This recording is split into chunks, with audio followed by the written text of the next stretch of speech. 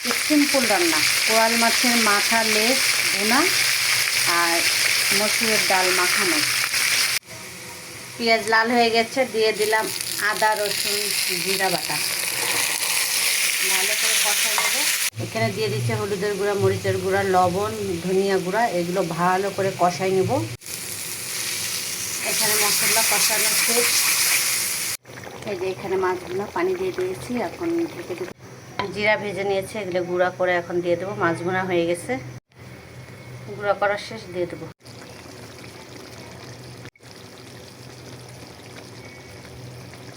ডাল ভুনাতে আমি কাঁচামরিচ, রসুন কুচি, পেঁয়াজ কুচি, লবণ, হলুদের গুঁড়া, মরিচের গুঁড়া, ধনিয়ার গুঁড়া দিয়েছি। এখন সবগুলো আমি মাখাই নেব ভালো করে। একবার হলেও আপনারা এইভাবে খেয়ে দেখবেন যে কত মজা লাগে। আর ডাল, পাতলা ডালের চেয়ে এই ডালটাও অনেক ভালো লাগে। পাতলা ডাল তো আমরা খাই, কিন্তু একবার হলেও এরকম করে খেয়ে দেখবেন। মাখানো শেষ, ভালো করে মাখাই নিলে মজা হয়। আমি পানি দিয়ে দেবো।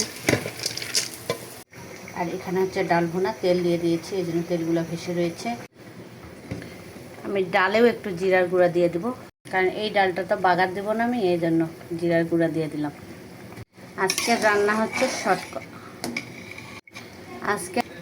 আজকে রান্না হচ্ছে শর্টকাট রান্না, কারণ তাড়াহুড়া করে রান্না করতেছে। আর জ্বর হলে তো এমনিও খেতে, দেখেছেন